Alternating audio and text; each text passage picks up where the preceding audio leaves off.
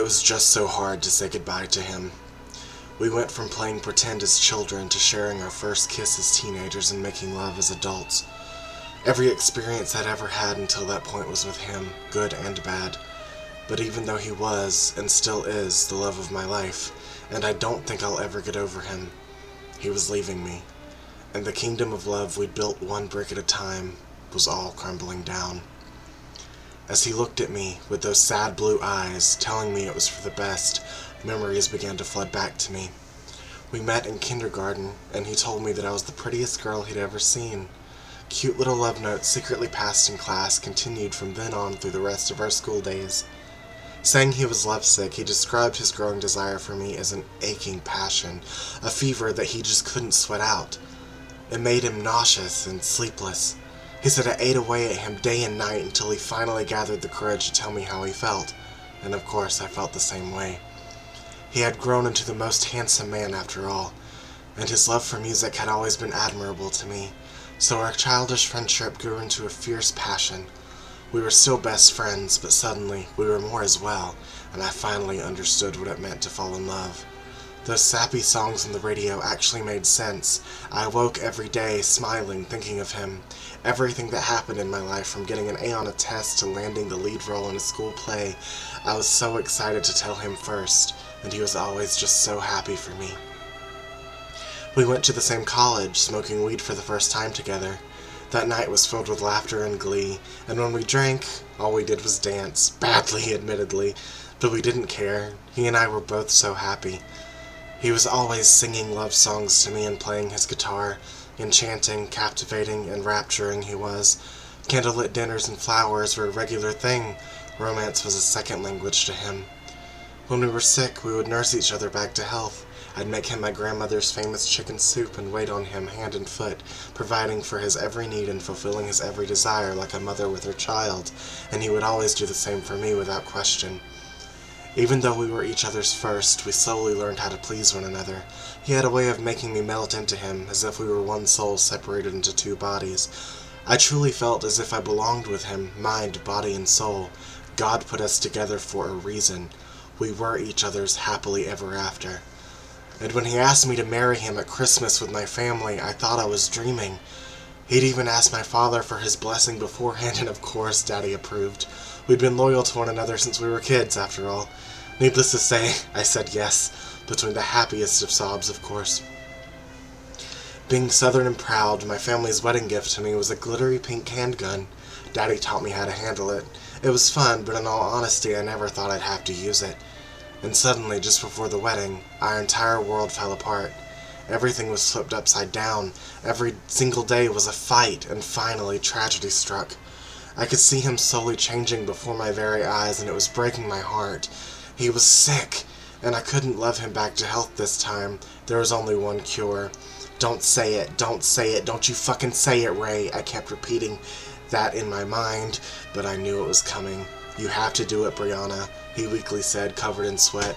The bloody bite on his arm was already oozing pus, and red rings were appearing around his slowly whitening irises. I don't want to hurt you. Don't let me become a monster. Don't let me suffer through this sickness. I just couldn't believe my eyes. Was this a nightmare? Was it some sort of night terror? I had been having those lately. My mind replayed the events that had led up to this moment, trying to make sense of it all. It started with the dead returning.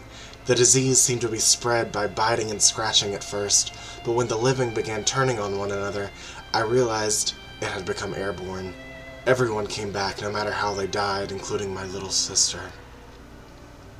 Of course, like when we were sick, we loved each other better with each person we lost, but it was beginning to be too much, and soon we ended up all alone with no one but each other. But that was okay. With him by my side, I could face Armageddon. I could survive. One day, I was sure we could even be happy again. But I was wrong. About a week before, we were facing another horde. He had been protecting me, as he had done since the world ended a few years prior. But we were both exhausted from running, and having watched both of our families slowly, agonizingly ripped apart, I think, on the inside, we were all but ready to give up. We were able to fight them off as we usually did, and he tried to hide his bite from me beneath his leather jacket as best he could. and we spent the next few days traveling like the nomads we'd become, searching for some safe haven, some sanctuary that probably didn't exist. But finally, the sickness had taken hold. He collapsed on the road and revealed to me the massive, decaying wound on his muscular forearm, and I realized it was all too real. I was going to lose him too. I stood there, weeping uncontrollably, my handgun aimed at him as I held it in my trembling hands. I can't, Ray. I love you too much. The tears were blinding me. He began to cry as well as he stood before me, hunched over in pain and sickness. If you love me, you will do this for me. Please, Bree. Our love will never die, but I have to. Part of me thought that this was all just the dark part of our story. The point right before the climax where the prince rescues the princess from the villain, and they live happily ever after. But it wasn't. It was the end. No happily ever after. Just endless death. I closed my eyes. Our lives and our love flashed before me. I told him goodbye, and I would love him forever. I pulled the trigger. The bullet missed his head and severed into his neck. My eyes were still squeezed shut, so I did not realize this until I heard the gagging, the gurgling. Looking, I saw him gripping the profusely bleeding bullet hole, gasping for breath, his wide eyes looking at me in total horror. As he collapsed onto the cold, foggy street, I dropped my gun and rushed to his side, sobbing, weeping, trembling in shock. Cradling him like a baby, I gazed down at him, rocking back and forth, shushing him, whispering to him that everything was going to be okay, lying to both him and myself. Unable to speak, he weakly mouthed to me the words, "Thank you," and "I love you," between gasps and gags as his blood flooded around us both. Then he grew eerily still, and his eyes froze on me before slowly glazing over. I let out a wail like a wounded animal, weeping over him. Still rocking back and forth, I found myself continuously calling out his name as if it were going to magically awaken him. There was nothing left in me but burning heartache. It was now my turn to be lovesick. In my heart, I knew I had to tell him goodbye, despite knowing that I could not live without him. But when I went in to kiss his sweet lips, he began to twitch, and he bit my mouth, drawing blood. And as I gazed into his white, red-ringed irises, I felt relief. I felt relief because I would no longer have to traverse this hellscape without him.